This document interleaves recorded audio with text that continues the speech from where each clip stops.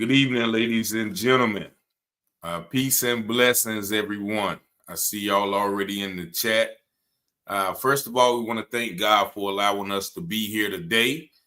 Also, I want to thank you guys for tuning in, as well as we have two special guests tonight, Miss Mary Thomas and the cousin of one, Mr. Quincy Brown.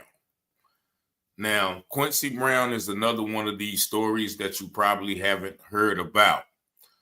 Quincy Brown was found in Harnett County, North Carolina, more specifically Angier.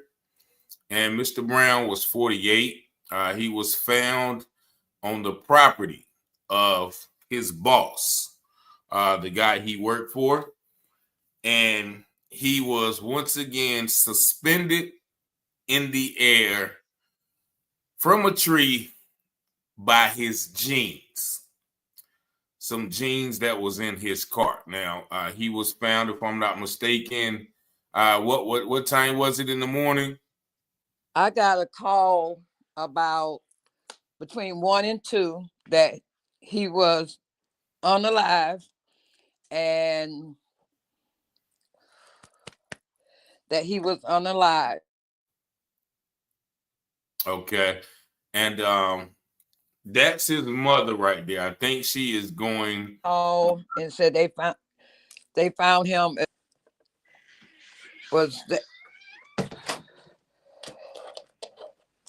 I'm kind of nervous right now. Yeah, go ahead. And I know you're probably going to get the jeans, so you don't have to show them now, but I was just giving the audience some backstory. Now, this happened on March the 23rd, correct? It was March the 24th when they found him. Okay. So it was March the 24th, 2018. So this is about 6.5 years ago. And in Harnett County, they've had several cases, several lawsuits about the racism in their police department. And, they had a group called the Triple K, which was 3 officers who called themselves the Triple K because their names all ended with K. Indeed, they actually had to pay out a lawsuit for all of the brutality and police corruption and debauchery that they had done. So Harnett County has a history of this. So we're going to get into this story once again as you come in. If it's your first time to the channel, let us know where you're from. Make sure you like and share the video. And if you have not subscribed, please subscribe. Now I'm going to get into Mr. Brown's life before this happened and possibly what led up to his unalivement, in which the family has yet to get justice. And I also have a lot of pictures I'm going to show you, as well as some other information that leaves the question, was this man really, or did this man really do this to himself? So without further ado, I'm going to take some time to play the introduction, but I'm also going to share this through some other platforms. And you guys also feel free to share it as we play this video. We'll be right back. From local stories to Wayne County news, get ready to dive into everything happening in North Carolina with Taylor House Publishing. Got a story to share? Shoot us an email at taylorpublishinghouse@gmail.com. If you're looking to publish your book or need some top-notch mentorship, we've got your back. Join the excitement with the one and only Richard Taylor, right here at Taylor House Publishing. Speak with Richard directly at 919-587-7782. Don't forget to smash that like button, hit subscribe, and invite your family and friends to watch. From Wayne County to the Carolina coast, Taylor House brings the news you love most. Tune in on YouTube, don't miss a beat. Local stories that keep you on your feet. Taylor House, we got the scoop.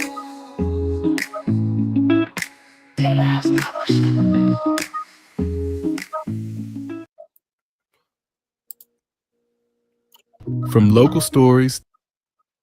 All right. So thank y'all once again for tuning in. I'm here with Miss Mary Thomas, who's the mother of 48-year-old Quincy Brown that was found in the woods in Harnett County in 2018, suspended in the air by a tree by his jeans. So, Ms. Thomas, tell us, about your son. Like, what was he doing? What kind of work did he do? What kind of things he did in his spare time? And, what was his life like during the time and before the time that, this happened to him? Well, my son, he worked at ABE Utilities.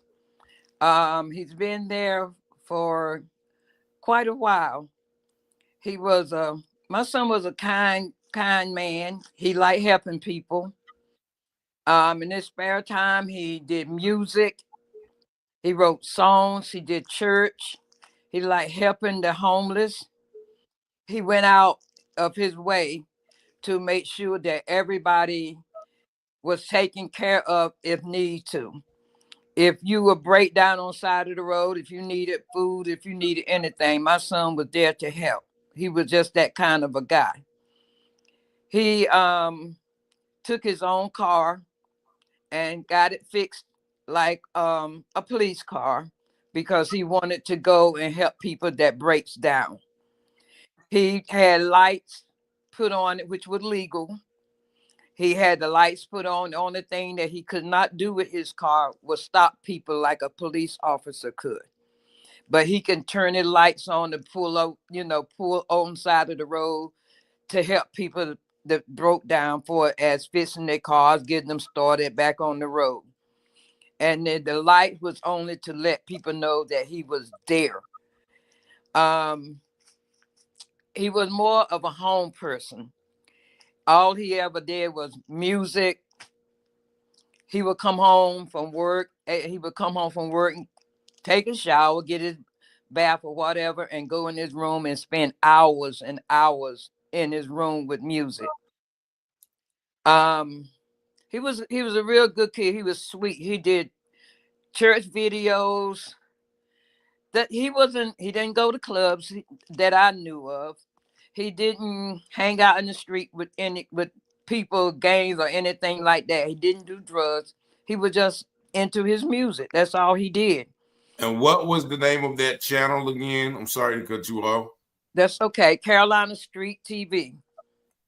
And so he had his own YouTube channel doing shows. Yes, he had his own Carolina Street TV where he would do his own shows for it, like going out on New Year's. He would go out and just get news. He would bring back news. He would talk about everything from politics, everything, unalive people, all kinds of stuff like that. That's the kind of person he was. He was more like a investigator himself. He was just a good person. He was just a good person. He just go to work and come home and do his music. That's all he ever done. All right, you have something to say, cousin?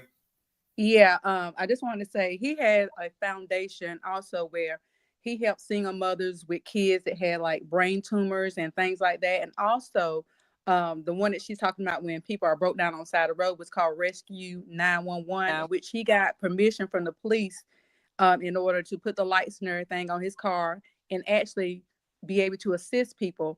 And also he had on his website, he had that listed up there as well.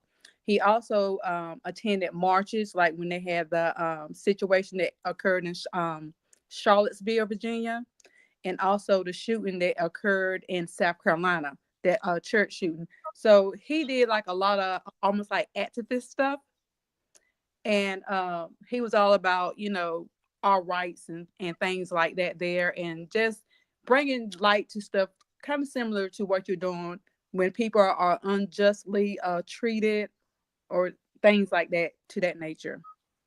Yeah, and I actually went through the channel. I cannot find it for nothing right now. Carolina Street TV. Mm-hmm.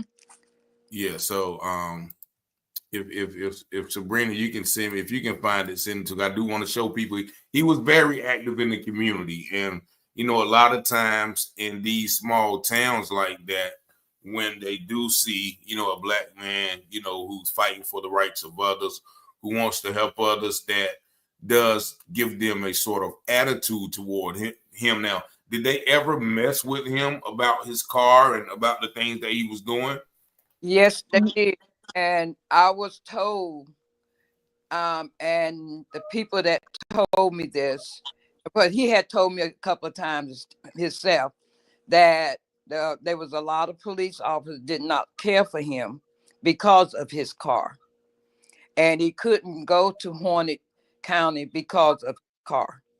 They told him that if his car was ever in Harnett County again, that they would not. They don't know what might happen to him. Um, and told him, because my son wouldn't drive his car to Harnett County. He was scared to drive his car to Harnett County. So he would have one of his friends to pick him up, and they would go to his house because he would not drive his car to Harnett County. So he was living in Harnett County at the time?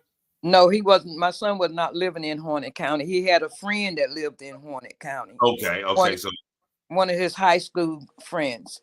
so every time he wanted to go to that friend's house, his friend would have to come pick him up. Would have to pick him up because he was afraid to drive his car. Okay. But you lived in Harnett. You lived in Harnett County at the No, time. no, I never lived in Harnett County. I stayed in Raleigh. Okay. I had moved down from Georgia in 2014, and Uh-huh. was still living here in Raleigh, but his friends were living in Harnett County. So he was living in Raleigh at the time this incident happened. Yes. All right. So take me to, I guess, the night before, or the morning that you found out, and what other things have you found out since the time that this happened? I know Cuz will help you out as well.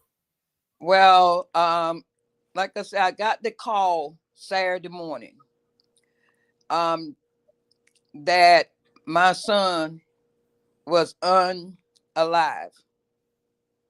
But when I got the call, it was so cold from the person that called me.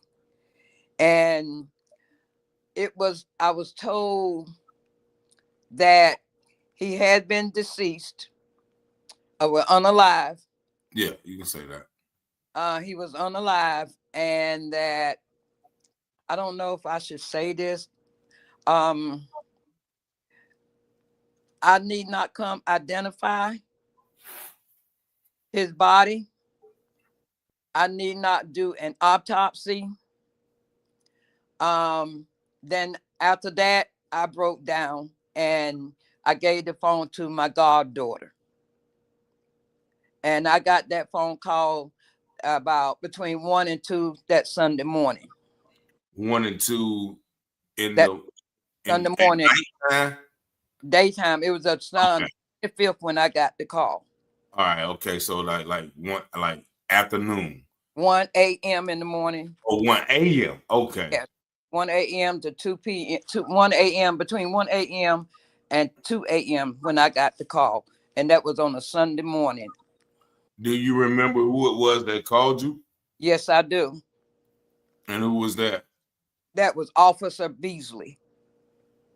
Officer Beasley. And he tells you there's no need to come. There's no need to do an autopsy because they was trying to say he pretty much did it to himself. Yes, they told me that his ID was in the car, that I need not come down to ID his body, and I need not do an autopsy. And when I just fell to the floor, then I gave the phone to my goddaughter, and he went to tell her the same exact thing. And so after I guess you got yourself together, at what point did you ever go down there? Because I know they told you don't need to, and I know you probably was in shock and just probably on autopilot. So what happened after you got yourself together? After that, everybody gathered around me. I didn't go down to the police station or anything like that until uh it was after I buried him when I went down to start going down to the police station getting the information. Yeah. Okay, Richard. She's a Yeah, little nervous. So I let me know. help her out. She's a little nervous. On I, Diane, it's I okay. got you. Let me speak for her. Yeah. Okay, so on the 23rd, Quincy left home. He had an argument with his girlfriend. Um, and so he normally comes back home after work. Where my aunt called him, and he never he told her that he was okay, everything was fine. And so later on that night, he never showed up at home. She didn't hear nothing from him. She called, no nothing. Called, no nothing. So she called the police and reported him missing. When she reported him missing, they called her that Sunday. Detective Beasley called her that Sunday between 1 and 2 and told her that her son was deceased, which we were very offended by that because he don't know if anybody was there with her or not, you know. So once he told her that there was no need for her to come and identify Quincy's body because they had his ID, they found his ID in his car, and that she didn't need to have an autopsy done. And so, and then that following couple days later after that there, I ended up calling because I wanted to find out what happened because it just didn't seem right to me. I spoke with a detective named Detective Ennis. He told me that someone had called and said that they seen a broke down police car on the side of the road. So they went to investigate. He said when they got there, they walked up to the tree line and they saw him unalive from the tree. Okay. Okay. And and he said that was like around 3 o'clock. 3 o'clock He in said the at 3 daytime, o'clock, that's when they got the call. And they went up there and they found him around 3. and that was in the daytime. That was during the daytime. Okay. But this particular road, we rode by there. You can't park on the side of that road. You can't even pull over on the side. The only way that you would be able to see his car, because I went to the courthouse and I was able to see the pictures that they showed me because his mother was unable to look at it. Yes. So I looked at the pictures and his car was in between 3 cargo containers like they have on trains. Okay. And then they showed me a picture of him on the side, just the side of his face, nothing else. His feet was completely flat on the ground. There was a bucket beside him. Quincy was about 6 something. There was a bucket beside him. There was a pair of jeans tied around his neck. Wasn't even tight. It was very loose. As tall as he was and as short as I am, I can reach up and touch that branch. He can reach up and touch the branch. But his feet was flat on the ground. But they want us to believe that he unalived himself. Okay, so let me go back to the 23rd. He went to work like at 5 something in the morning to his job. He had a device on his phone that it tracks wherever he goes, how long he's there, when he comes back. He was there on his job from 5 until 7 something in the morning. Then he arrived at the location where he was found. His phone kept pinging from this particular address in Anger. Okay. And he stayed at that address for like a couple of hours. This is March the 23rd, 2018. Then after that, he supposedly had went to a Carly C's and his phone pinged there and stayed there for 8 hours. Then left the Carly C's and the phone pinged back to that same particular address. And so then the next day, which is March the 24th, 2018, they told me that he was found at 3, but they told his mama they found him that day at 6:30. Well, at 6:31, his phone left that location. Note down, that's the 24th. His phone at 6:31 left that location on the 24th, went to the Andrew Fire Department, arrived there at 6:37, stayed there until 9:30 something, and then left there and went to Lilliton to a storage facility and stayed there until 10, I think it was 10:41 or 10:51. And the phone went right here. And the phone went dead after that. There was no more communications, no more locations, no nothing from that phone. Now, all of this is after the time that they said they found him. Exactly. And there you see on the screen, it says March 24th, you were here, Andrew and Black River Fire Department, 309 Broad Street, from 6:37 to 9:13 p.m. And then you have this one that says 9:57 to 10 p.m. You were in Lillington. Exactly. And all of those are after he supposedly was found. Right. Exactly. But remember what I said. They told me, Detective Ennis told me they found him at 3. Then they couldn't get their story straight because they told his mom they found him at 6:30. Now you found him at 6:30. From 6:30, a minute later, his phone leaves that location and goes to the fire department. That makes no sense. Now, because I know you I'm jumping ahead of myself, but I mean we can come back. But did you ever let them know this when you talked to them? No, I sure did not. They don't know we know this. Okay. I won't give them any kind of information because I wanted to hear what they had to tell us.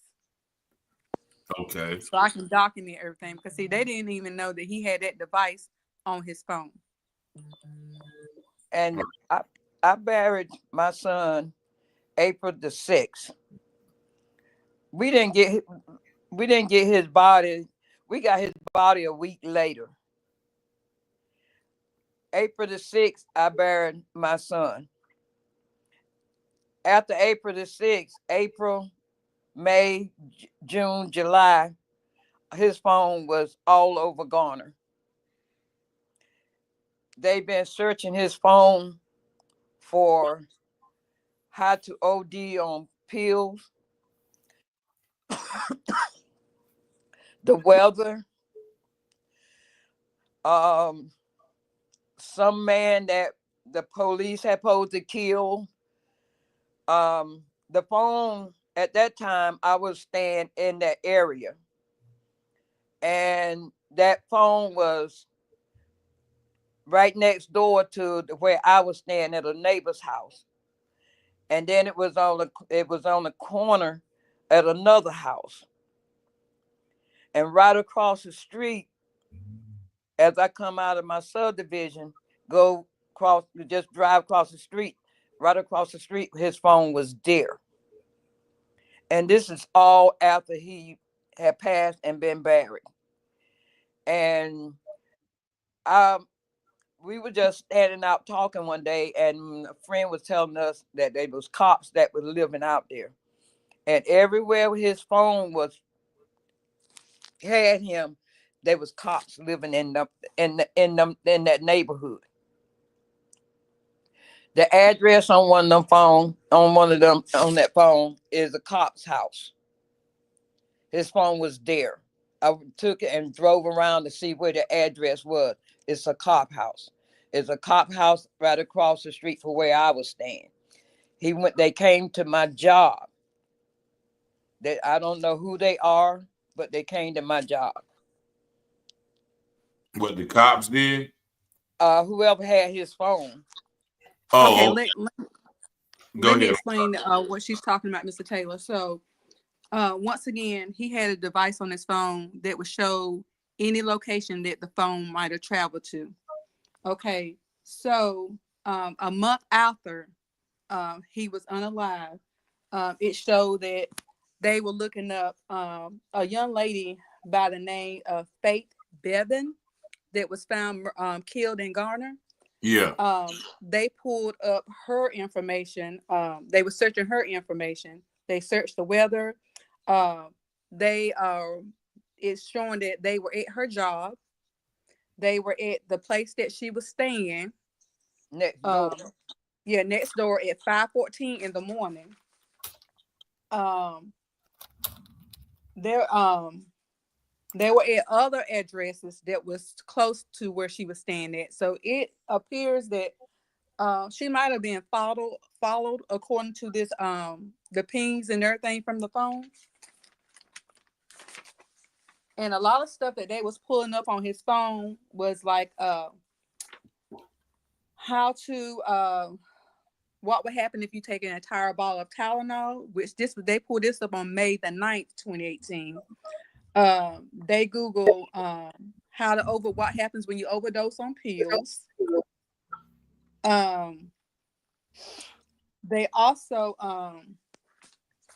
someone went into his phone into the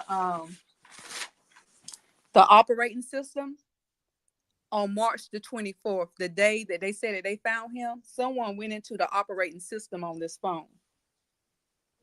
So it's a lot of stuff that if this phone was supposed to have been in police custody, why was this phone traveling all over Garner, Harnett County? Whoever had that phone, why was they following his mom? Why were they going to locations where she was at? And not only that, why would you pull up this young lady's information on his phone? Why would you be looking up her information along with other information of other people who were found unalive? Because she was actually found, I just pulled it up, June 22nd, 2018 in Harnett County. Mm-hmm. And they said that and it's funny because they trying to say that she overdosed, but they were looking up things.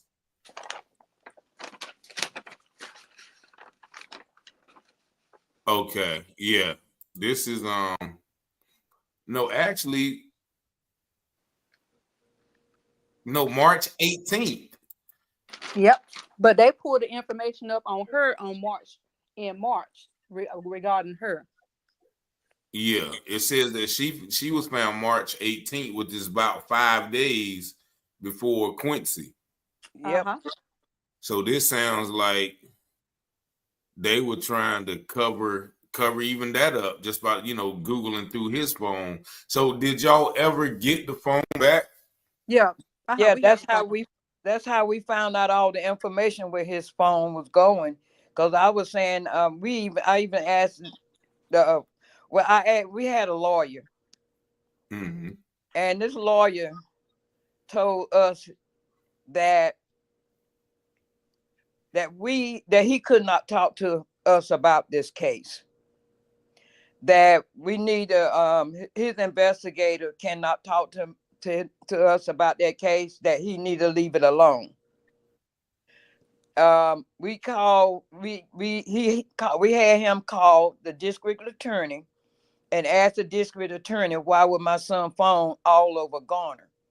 The district attorney told him he didn't know, that he was going to check into it, but he never got back with him.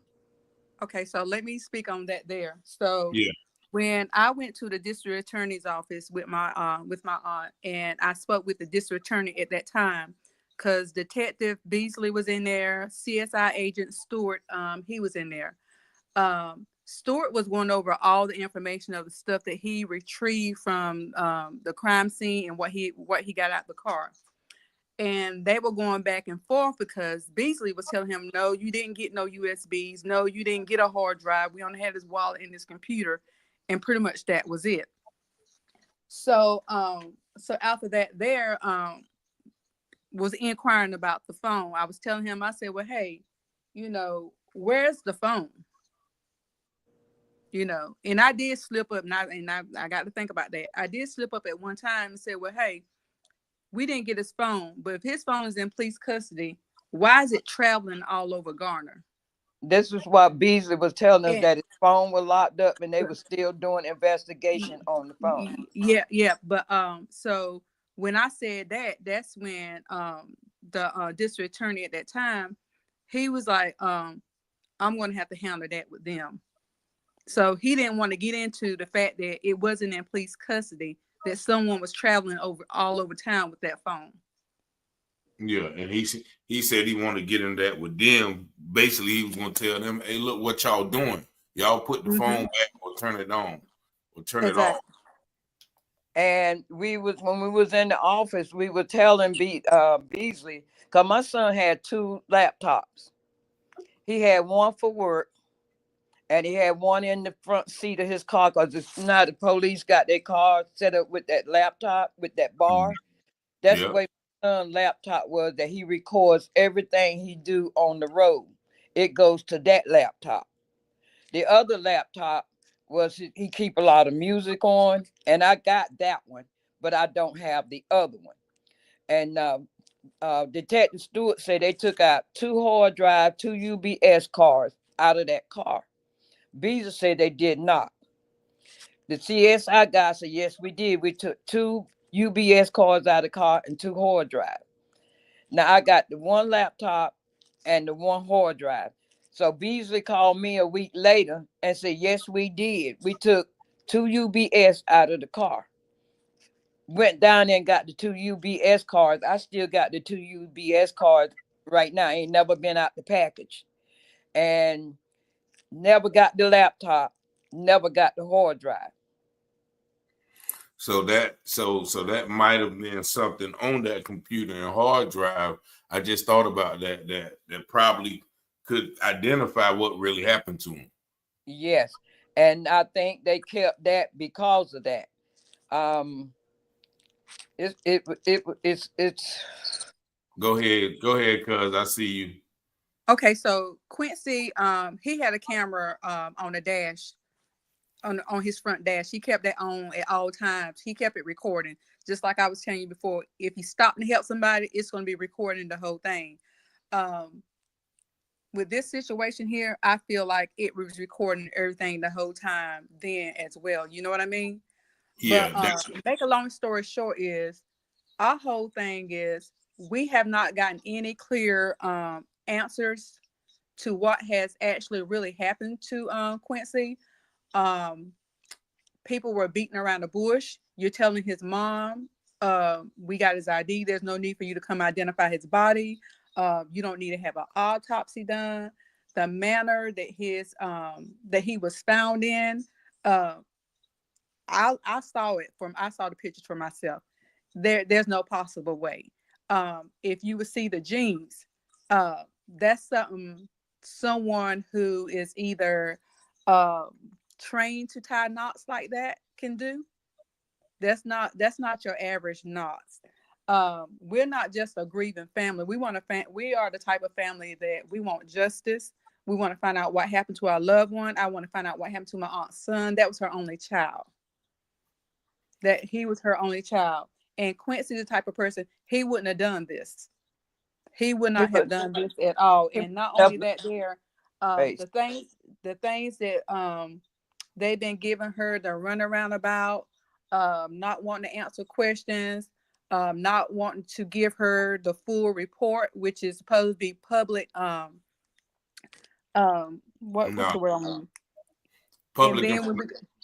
And then when we go to the police station, the district attorney calls. When we go to get the police report, the district attorney calls over there and tells them to black out the 3 cops' names. We don't even know who those other 3 cops' names are that's on the police report, but they only left 1 cop's name up there.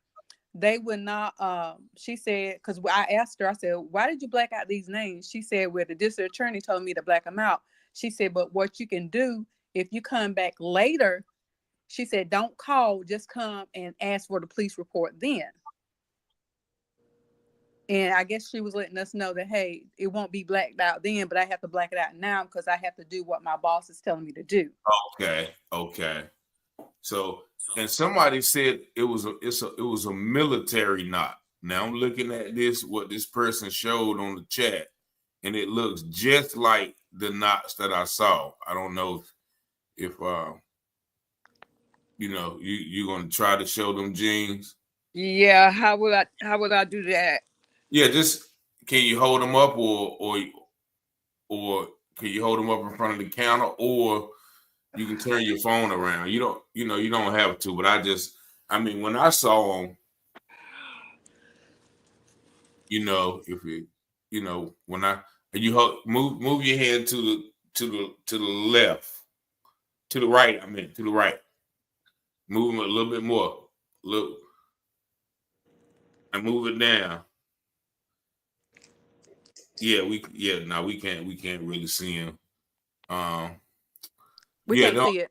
yeah, we can't see them. But those, if yeah, don't worry about it. Yeah, no, don't worry about it. So, Come down. Come down.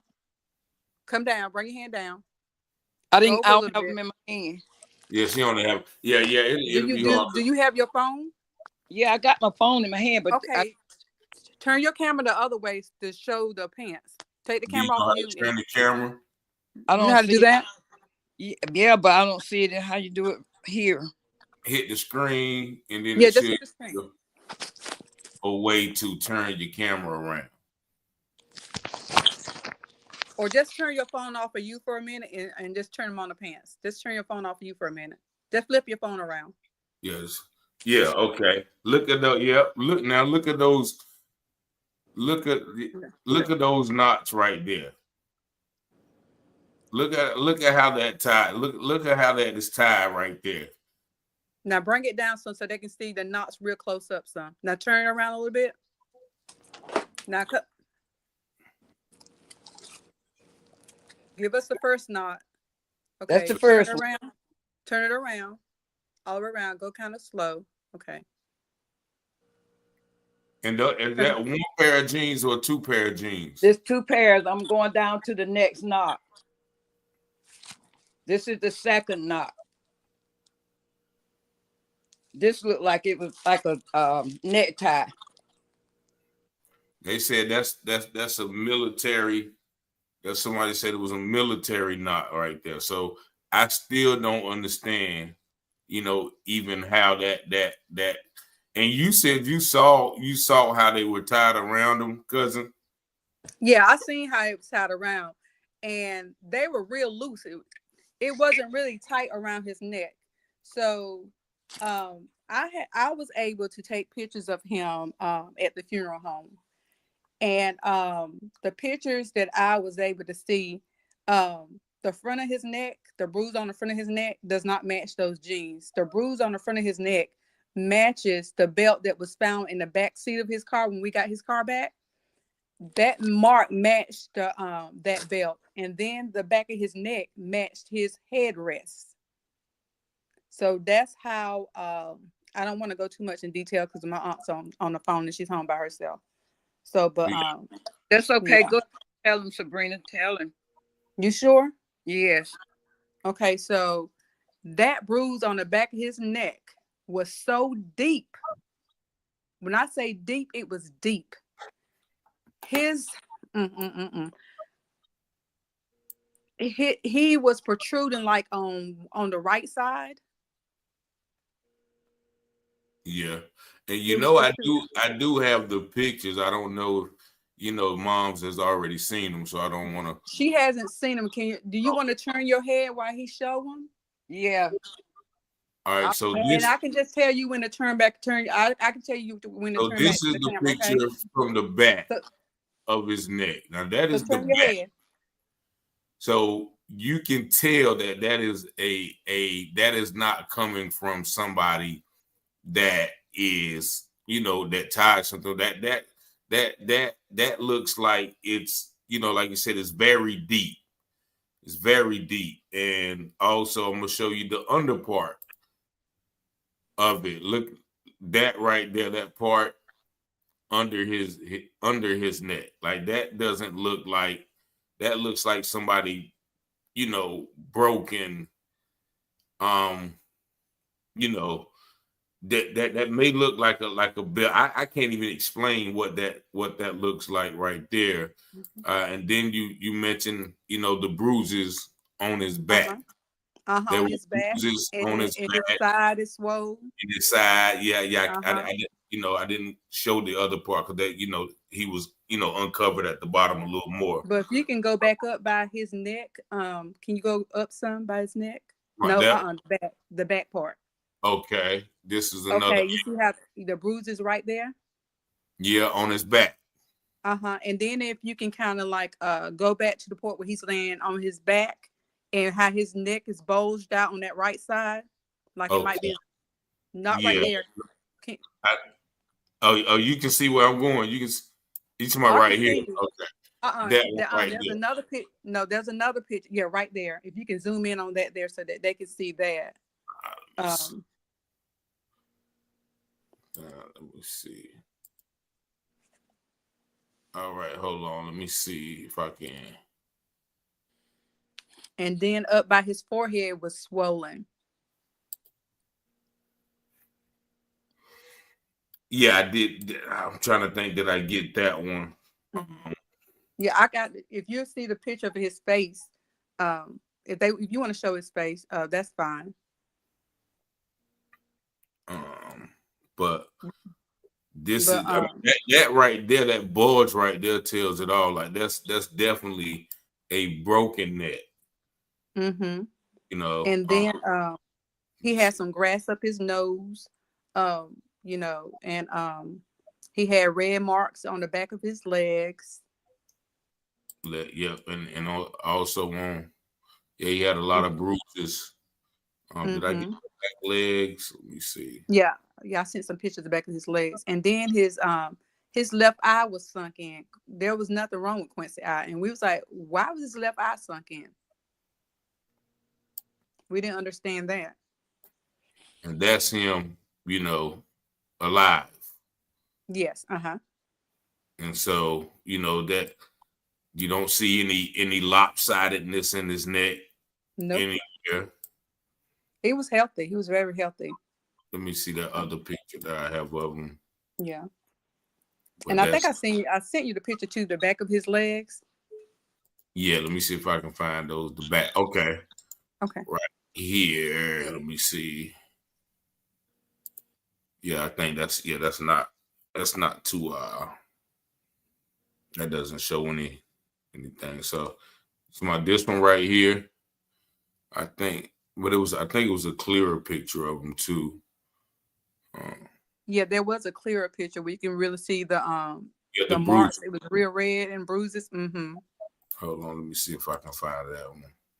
But yeah, this definitely looks like he was. Let me see. Might have to go back to the email to find those.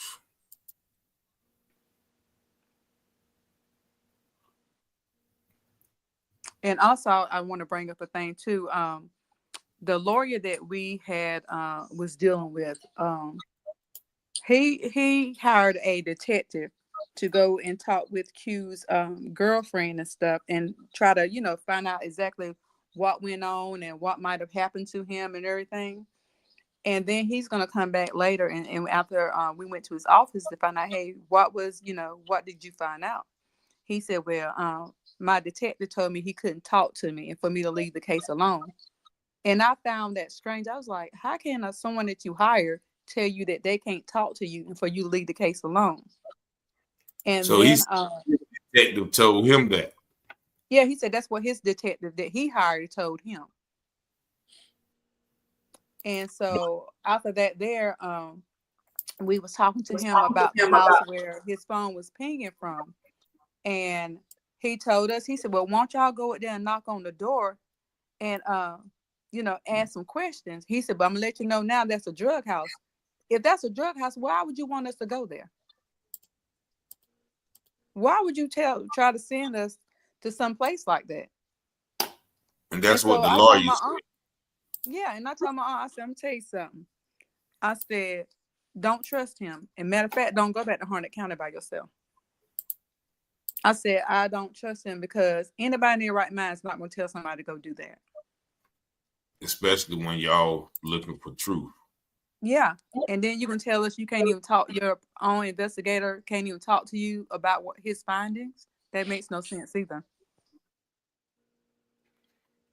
Yeah, and so the lawyer, so because wasn't that investigator from Harnett County? I don't know where the investigator was from that the lawyer hired, but he told him that he can't tell him anything that about his findings, and for him just to leave it alone. That's what he told us. And he haven't talked to us since about it. Mm-mm. She And used to call him. He wouldn't he return her came in the calls or nothing. house. And so the police, I guess like because I know you cousin have been really you know trying to uncover or unturn every stone. Um, was there any cooperation about trying to help y'all find answers? Can I turn the phone back around? Oh yeah, I'm sorry. Yeah. Well, like I was saying, the first time I had called, like I said, I spoke with the office, a detective by the name of Ennis, and he told me, about him being found at 3 o'clock, and that when they got up there, they was walking up and seeing him hanging from the wood lines. He seemed like he was trying to help, but he told me too. He was like, "Hey, I'm off the case now. They assigned it to Beasley." So he couldn't tell me anything else after that because they took him off. He said he's no longer on the case. They assigned it to Detective Beasley. So I felt like, yeah, Harnett County is not trying to help us at all. I felt like if I could have got spoke with Ennis a little bit more, maybe he might have gave me a little more information. But by them taking him off the case, it was no longer his case. So it was another detective's case. So he couldn't tell me anything else. Let me ask y'all something. Did y'all ever get a copy of the autopsy? No, I didn't get. The only thing I got from the coroner's office, I got a toxicology report. And I got the toxicology report and the police report. That's all I ever got. Yeah. Only thing she got was a toxicology report because remember, Beasley told her that there was no reason for her to have an autopsy done. So he never had an autopsy done. He never had one. Mr. Hacken died. He was the owner of Hacken's Funeral Home. Okay. And he told me, he called me and asked me, he said, Miss Thomas, did your son ever have any problem with his knees? I said, no, he hasn't. I said, only problem he had is be going up and down the stairs. I said, my son always took care of his body. I said, but no. He said, well, when a person died, their body tend to go straight. And then he told me, he said, it's a possibility that your son had may have a couple of cracked ribs. And on the left side of his face, he had hair missing. And that the only thing that can do that to your face is if you've been tased. Yeah. But Harnett County, the district attorney, they closed his case the very same day. That's what they told us, that they claimed the case is closed. And on the police report, it's a further investigation. But they're not investigating it at all. And he had a lot of stuff in his back seat, right? He had. When me and my son left out of the house that morning together, going to work, he had both of his laptops. He had his jeans. He had some brown boots on, those construction light boots. He had those on, but he always changed into his tennis shoes or something. But he had brown construction boots, which is not in this bag. And he had on a jean jacket. And then he had that vest you wear out where it glows at night or whatever. he had one of them on when we walked out the door. And so did y'all reach out to anybody else outside? I Um, tried Yeah. I Yeah, we tried to reached get what's that right at, well, I got in contact with NAACP here in Raleigh, and okay. that's Carolyn. I don't know if you ever heard of Carolyn McGoogly. So I went, me and the lawyer, all of us, I went to Carolyn's house. The lawyer didn't, but I went to Carolyn's house, and I was talking to her about the case. I didn't say anything about it at first, and then she brought the case up to me. I'm like, how does she know about the case? And I haven't said anything. And she said that boy did not tie that knot. I can tell you that right now. Your son didn't tie that knot. So I don't know who talked to her. I don't know if the lawyer talked to her or whatever. She never said. And we supposed to be meeting. We met one time and at a meeting, and they said that they were gonna gather around me, that we are gonna figure something out. And I haven't heard anything from them since. After I talked to Jones, he told us that we can go to that house and investigate it ourselves. I fell out. I didn't want to be bothered with him. And then they told us that his investigator told him that he cannot talk to us about this case, to leave it alone. And No, also, they not. go ahead. I'm sorry, cousin. Go ahead. No, I was just trying to let her know he wasn't saying he couldn't talk to us. He was saying that he couldn't talk to the lawyer that hired him That's just like about the telling case. us he can't talk to us too. Oh So yeah, it's and just I thought, telling us yeah, to be just telling us to leave it alone. I'm not gonna leave this case alone because I know my son didn't undie himself. I know he didn't do that. yeah, and I spoke with Miss Carolyn McDougal before you did, because I sent her all the pictures, and that's how she was able to see the jeans and how they was tied before she met with you. Oh, okay. I didn't know that, but that's what she said. She said that that boy did not tie them knots. She said that's a professional knot. That boy did not tie them knots. And when I'm looking at these knots right now, Q can't even tie his shoestring like that. This, And let me bring up one thing too, Mr. Didn't mean to cut you off, Aunt Diane. I'm sorry. Let me bring up one thing to you, Mr. Taylor. He left a recording, and on that recording, if you're gonna unalive yourself, you're not gonna make two recordings, you know. And the last recording that he made, he was nervous. You could tell he was really scared, and he said, "Before I die, at no fault of my own." So he was letting you know he didn't do this to himself. He said, "Before I die, at no fault of my own." Those were his words. Those words haunt me to this day.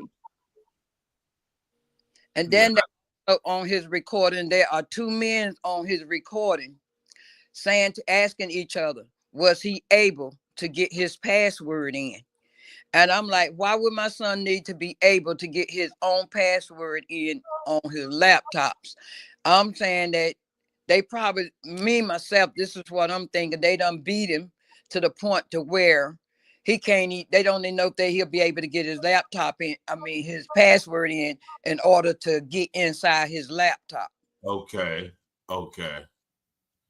And I definitely I think I have those recorded. I got to go back through them because it's been a while since I listened to them. But I remember that those calls, and it sounds like somebody that's under duress, and And somebody. I do, Go ahead.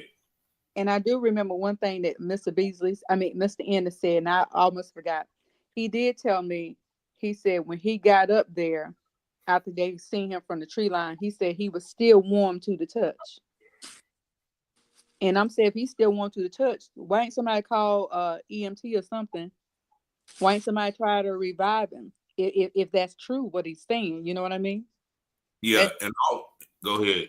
Go didn't ahead. you tell me there was two corners out there?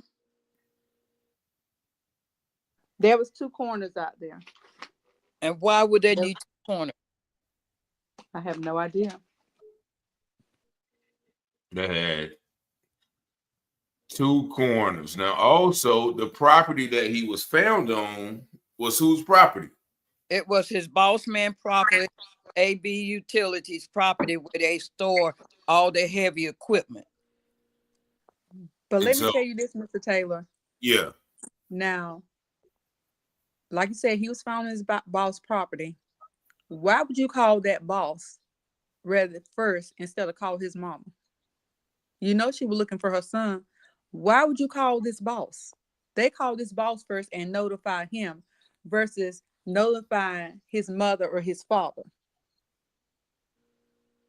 because she had already reported him missing, right? Exactly. And And they they're gonna found call the boss property. first before they call her. From my understanding, they called him before they called her. They called him as soon as they found him, they called him. But they waited until 1 or 2 o'clock in the morning to notify his mother. They called me. They found him at 6 o'clock Saturday evening. Why would you wait from 1 a.m. to 2 a.m. Sunday morning to call me and let me know you found my son? And he was just so cold about it. And as I was crying, I could hear him. He was hollering, "Ma'am, will you talk to me? You need to talk to me." And I'm like, I didn't say anything to him. They came and took the phone. And that's when I told them what had happened. And he told my goddaughter the exact same thing he told me on the phone.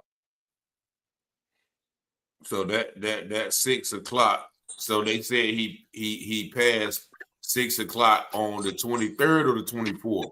They told me the 24th. They found him 24th at 6 o'clock p.m.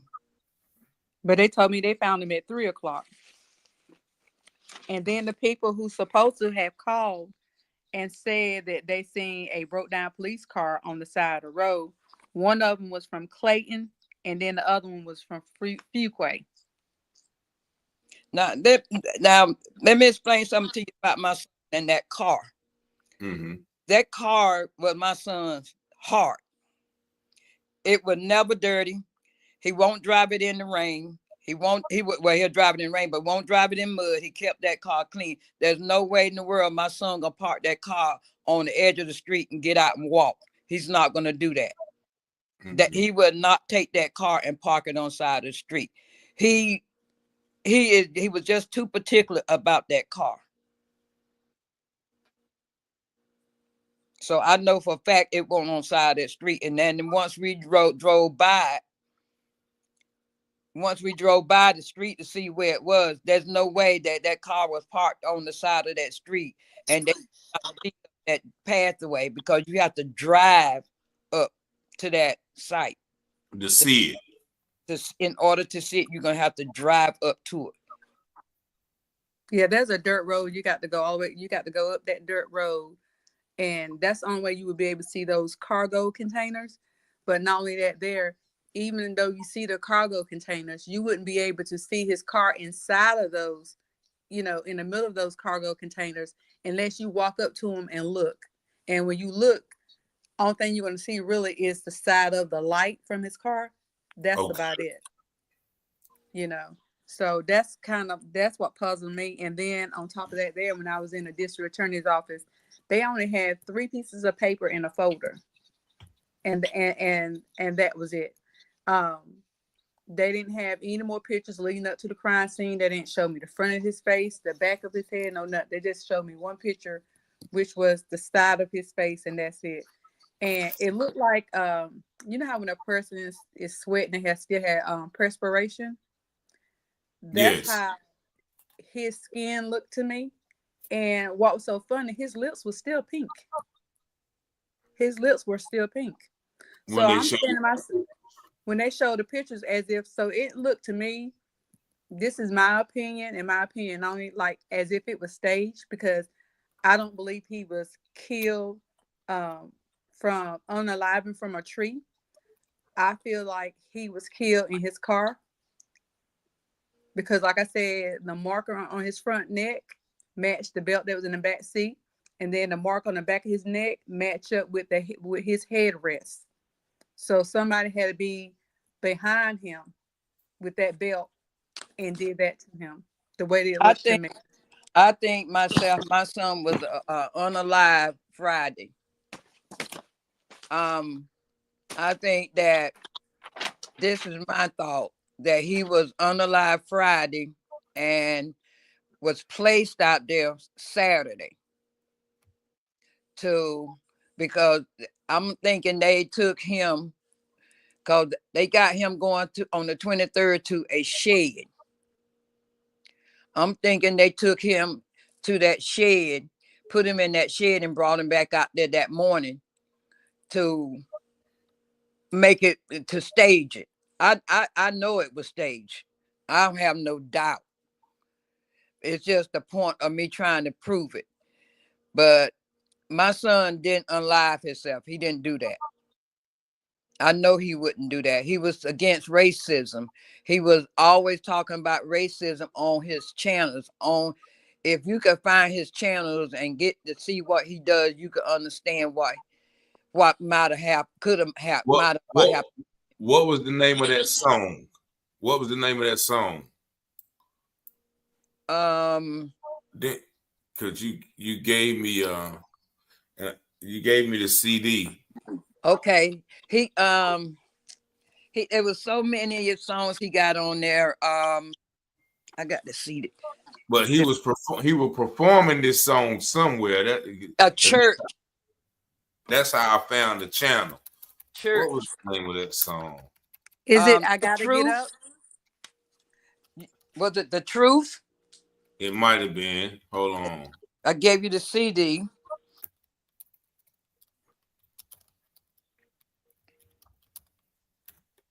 Let me see if I can find it. Because he was definitely nah.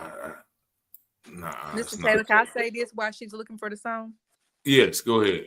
Okay. So if anyone is listening, if you have any kind of information or if you've seen him between March the 23rd, 24th, in Anger, Littleton, anywhere in Harnett County, or if you heard any talk around the town or anything, Hello? if you can notify Mr. Taylor, we're here. we would greatly appreciate it. If you can bring any kind of peace to his mom and the family, if you know anything, I mean, we would greatly appreciate it. In order for me, can y'all hear me? Yeah, we can hear you. In order for me to play the CD, I will have to put it in my stereo, and it's gonna take y'all voice on the stereo. Don't play it because we don't get authorization to play it. I was just trying to get the name of it so I can pull it up on the screen. Because he don't have the name of the songs on the actual songs on his CD, but I know one of them is Mama, because me and him is on one. Yeah, I remember that. I forget the name of that first one he done, because he done that first one with a friend of mine. Yeah, he was very talented though. He was very talented, very about positivity, uplifting the community. He did a lot of videos for churches. He did a lot of videos for people like weddings, and he had his own photographer studio. He had all this going for himself. He even went to talent shows, some like in Atlanta, right? Yeah, he went to one in Atlanta, I think. Yeah. He was what was his performance name? What was his performance name? His name was Q, A.K. the Chemist. Okay, that's okay. Q, A.K. the Chemist. And he also went to Michigan for a talent show. This was like back in 2014, 2015, we went to Michigan. He went to a talent show. I found it. That's what the QAK the Chemist. And I'm gonna show y'all I ain't gonna be able to play them because we ain't got the copyrights. But let me just show y'all, what this guy was out here doing. Y'all take a look at this. This is who he was. That's him right there, right? That's my baby.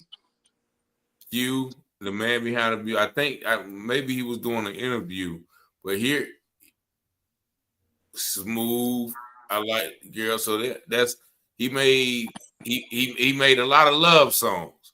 Yes. Like y'all see him the birthday song, the Chemist Step the Night, and he was even on Discovery Channel as well. Yep. So that's who he is right here. That is the man, that police are trying to say did that to himself. The man behind the music. That was his channel, right? That was his Yeah, channel. that was his channel. The man behind the music. So yeah, this man was out here. I wish I could find that video of him because he was speaking in Atlanta. Okay, Yeah, I'm blessed. That's the one that's the one I was talking that's about. the one he got me and him on, I think. Yeah, that's the one. Yeah, that's the one. Yeah, that's the one. So this is I wish I had one where he's speaking so I can play it. But yeah, so that is the man that police are saying unalive himself. But yeah, if you guys have any any direction for this family to go. Once again, it's 6 years ago. Now we've been of course, y'all, we've been, trying to get these other cases. Did y'all ever try to go outside of Harnett County, like to the SBI, to the FBI? Because we just started making calls about these situations to, other agencies. Did y'all, was that something that y'all tried yet? I haven't tried because I didn't know where to go, who to contact. I went and tried to get in contact with what's that civil rights leader name? Sabrina. Oh, you talking? Um Well, we tried to contact Ben Crump before. He that's sent a yeah, he Ben sent a Crump. he sent an email. They wanted information. They wanted you to go in great details. Reply back, but to try to ask them some questions exactly, asking them exactly what all they need, what all do they want me to put in there? Do they want me to put everything or what? But really never heard anything back. Contact the FBI. Once again, they're saying to, really talk with the police department first. They're, I guess, CSI agents and stuff like that. Pretty much they want you to do the same thing. Contact your local attorneys and attorney general and everything around here first. So And I don't know who to contact because I don't trust Harnett County at all. Yeah. Yeah, I got a whole pamphlet of several cases. Remember, y'all told me about the case of Christian Griggs, right? Yes. Y'all told me about that case, and it was like that. Matter of fact, you gave me that pamphlet of all the different cases that people were talking about them yeah. about. Yeah, they have a history of that, and it's so like it's so just evil how they just got the little town and they got everybody under control where people won't go against them. Like you said, the lawyer was even said, well, now my investigator said, well, I can't go against these people. Because they're so well covered up. Their methods are so tight that it's hard to get around them. Just like they said, well, don't come. And they know that you just finding out that news, like you know what I mean? You're not even thinking clearly. You know what I mean? No. To think, well, okay, well, there's no reason to come. But nah, thinking logically, you're like, yeah, I'm coming. You know what I mean? But it's just receiving that news. I definitely understand, how hard it is to think logic in that situation. And another strange thing that I never seen him come in my job before.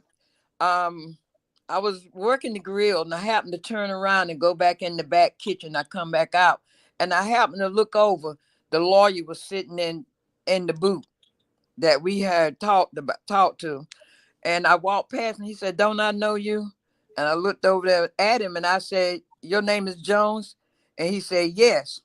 So I walked off and I came back and I asked him, I said, "Well, what do I have to do to assume my son's body?" He said, "You have to go through the corners." And that was all that was said. And I'm like, why would you come in? Why you never been in here before? Why are you coming in here today? And I haven't seen him come back in there since. It's kind of strange to me. He just showed up and never been on my job before. I just don't trust Harnett County. I think my thing is this here: if they would be transparent and give us some kind of information and answer the questions, uh, give us the pictures, give us everything that we're asking for, and just be straight up with us. I don't think it would have got to this point, but at the same time, they're not going to, because somebody's lying. And Yeah. why would you tell us Somebody is lying. We're not accusing anybody, but then again, hey, somebody's lying. You know, the, somebody's lying. the evidence just don't add up? It don't add up to me. And I don't understand why the same day you close the case without investigating why this man unalive himself or anything like that. You just close the case and on the police report further investigation, but you're not doing anything about it. Yeah, it's definitely something to like I said, and it's been 6 years. So there's still no statute of limitations on, on that if somebody did it to him. But now it's like, and I know y'all been working behind the scenes. I know, cousin, y'all been doing so much behind the scenes. And it's like, who do you take the information to? When you talk to, the FBI, they're telling you to talk to them.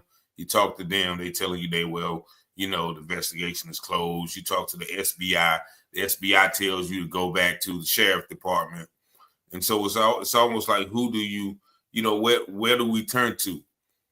And you can't go back to the same people that say he he undied himself, or they the people that we talking about, we can't, they're gonna give us the same information. They're just gonna give us the same runaround. And I don't feel safe going to Harnett County. I don't. They know who I am, but I don't know who they are. And Mm-hmm. I know that they done been to my job. That just telling me they watching me. Yeah. And to see what I'm gonna do. And the lawyer told me himself that they ain't gonna bother you. They ain't gonna say, they ain't gonna worry about you because you work at Waffle House and you ain't got no money and all of that. So they ain't too much worried about you. So I'm like, I just left. I didn't know what else to do. I did not know what else to do. And I'm trying my best to get him a Zoom where I can find out what happened to my child. And So, so, go ahead. I'm sorry. so what she's trying to do, Mr. Taylor, right now, she's trying to, I guess, get a GoFundMe to get some help to have his body a Zoom, to Yeah. determine exactly what happened to her son. And on top of that, I know it's been 6 years, but for a mother, it's just like it's yesterday. I have kids of my Yeah. own, but to a mother, it's just like you're reliving this every day. And especially when it's your only child. They were tight. They were tight. So, I want my aunt to be able to have some peace. I want her to be able to get a good night's sleep. And she can't do this until she find out exactly what happened to her son. And I feel like, they should have did a better job than what they did. They should have gave her they should have told her exactly what went on, what might have transpired. I mean, because as a mother, you would never have any kind of peace until you find out what happened to your child. I mean, she really needs that. And as a mother myself, I wouldn't stop at nothing, and she's not gonna stop at nothing until she find out what happened to her son. It's really hard, especially around the holidays. I be around my grandkids and they family, and it's like I'm always saying I wish he was here, and I can't really. I can enjoy it, but I can't enjoy it because I don't want to break their spirit or make it bad for them. So I play along with it, but it's hard. It's real hard, especially when I play his CDs and go through his music equipment and all this stuff. It's really, really hard. I sit back here some nights and I just cry because the simple fact my son cannot rest and I cannot rest because of what happened. And I never thought that would happen to me. Now I feel what other mothers feel.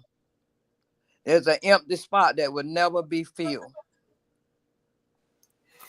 Now, have you already started the GoFundMe? I don't even know how to do it. I tried it and I don't know how to do it. Because I just looked it up and they said, it's normally anywhere from 3,000 to 5,000 to have a body exhumed. Yeah, that's what Mr. Hacken had told me. He said it's probably about $5,000 to have them exhumed, and he said that do not go to anybody. He said he had somebody that would do it, and because if you go to Harnett County and get them to do it, they're gonna write their own report. He said, Yeah. but He said I don't. got somebody that would do it, and you can trust. Yeah, he said don't allow anybody from North Carolina to do it. If you could do it, he said it's someone in Florida who can do it. He said somebody in Florida. He said that there was a man in Florida that does that. Said that was his expertise. But Mr. Haskins has passed on, so we don't know unless we contact the people that worked at the funeral home from him to find out who Mr. Haskins was using for stuff like that there. Yeah, so Mr. Haskins was based in where I'm from, and I have a couple of funeral home directors that I trust, to do the right thing. But yeah, I would caution against getting anybody to do it from North Carolina, because when they are in North Carolina, they work with the other people in North Carolina in some form or fashion. So that kind of makes sense to get it done, out of state. But I don't know how that process will go. I would have to, ask one of my, funeral director friends how would that process go, and if it is, well, if Haskins said it, I know it's able to be done. So, yeah, I'll definitely, kind of look into that. And if you guys do get the GoFundMe started, I can definitely share it. And because I mean I think that's the only way to prove it, because you said because they didn't do an autopsy period. So No, autopsy report. no, they didn't do one at all. Because that's Beasley told me. He said you need not to come identify his body because his ID was in the car, and I need not do an autopsy because he died himself. Yeah, y'all do some research and y'all let me know what y'all find out as far as Florida is concerned. Yeah, everybody know my number. Go ahead. Do you know how I can get someone to help me start a GoFundMe page? Because I don't know nothing about the Facebook, or I don't even go on it. Because my son was the genius. I'm not. Yeah, I know your cousin will help you now. Your niece. I know she know how to do that thing and set it up for you. And we'll, like I said, we'll share it. We'll put it out there, and keep the story, going. Because just looking at those photos and just knowing everything that I know about this, what has been happening, there's no way in the world that he did. And I got to go back and listen to those recordings, to hear the people in the background. Yeah, and then not only that, there's no possible way you can do it. Your feet completely flat on the ground. That's how we know it stays. That's the same thing that they did with our brother Javion McGee. They wrapped it around him, but they had him sitting on the ground. So that so they showed you the pictures of the scene. You didn't actually go to the scene. How many? No, I days? didn't. I didn't go to the scene. They only showed me two pictures. One picture was a car in between the three cargo containers. Then the next picture is the side view of him. His feet was complete on the ground. bucket beside him, jeans around his neck, not even tight, and I could see the tree limb, and he can reach up and touch the tree limb because he was very tall, you know. And it's like they just staged it. And I'm saying to myself, they dumb. Why would you put a bucket right there as tall as he is, and his feet is completely on the ground, and the jeans are still attached to this tree limb? You know, it was just, Yeah, it the was bucket crazy. really. They had cut it down or nothing. Said again. Yeah, yeah. I mean, they just they don't think people that do these things are not smart at all. And I'm gonna tell you, like I told you, he had perspiration coming out of his pores. His lips were still pink. He looked like he was just maybe unconscious, and he was just, propped up there like staged.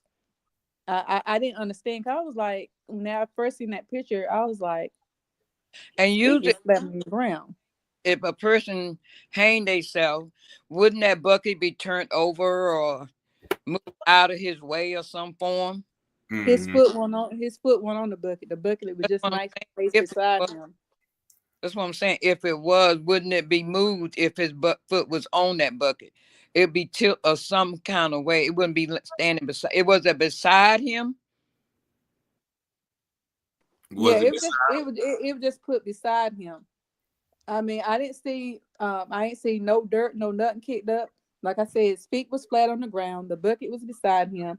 The jeans was around his neck. It wasn't even tight around his neck. Then you see the other part of the jeans tied on the tree. And like I said, as tall as he was, he can reach and touch that limb.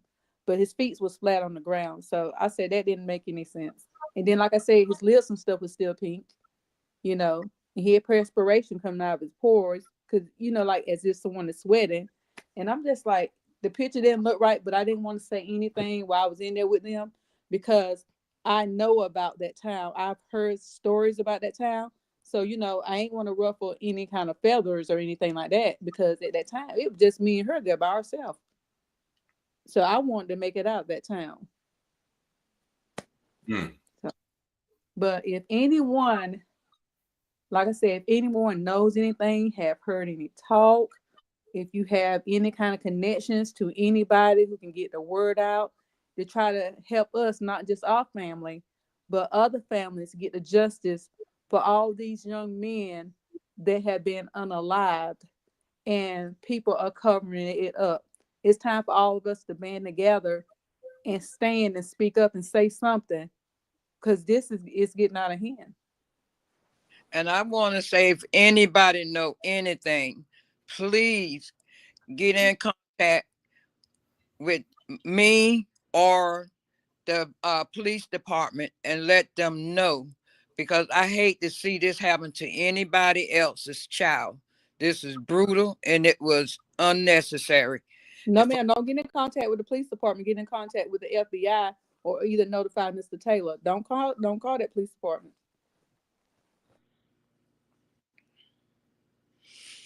Yeah. So definitely get in contact with me, and I have some people working on the just the investigative law enforcement side, and they kind of know where to take the information. But even then, we these cases are so many. A lot of people are trying to get justice, so it's almost like it's like a lottery system where they'll look into this particular case or that particular case. But please don't give up, though. Don't give up. I'm not gonna And give up, child. I'm not gonna give up. He wouldn't give up on me. I'm not gonna give up. yeah, so if there's not nothing else that y'all want to share, um, you know, I'm gonna go ahead and I guess in the video, unless there is something else that you want to share. I don't want to keep y'all too long. But I thank y'all for coming on and sharing the story, giving the people insight about this situation. And, hopefully it leads to somebody who may know something, somebody who may know somebody who knows something, somebody who heard something. Don't be afraid to speak out, and I've learned to protect those who um share information, so you don't have to worry about being exposed or recorded, or your names being out there. But yeah, if you do know something, please feel free to get with me, either by phone or by email. There's my phone number and my email going across the screen. And if you have any information that you want to send to the family, feel free to do so, via myself. And so, And else I wanted to tell you about his car. When we got his car, we picked up his car, and on the inside of his car, it would throw up. He threw up all over the car, all over the steering wheel. And my thing is, if he was that messed up on pills on up on the inside of his car, how he gonna be able to be strong enough to? yeah, It's not gonna be possible. My that's thing, somebody. angle in his car and he threw up. Yeah, that's exactly what that sounds like. That sounds like, yeah. Um, yeah, there are some pictures of the car, but it's just things in the car. From the pictures I've got, so it just shows his particular belongings. But something definitely happened to our brother Quincy, and it's definitely something that we, like I said, if anybody knows anything or what we should do, please feel free to reach out to me or the family through me.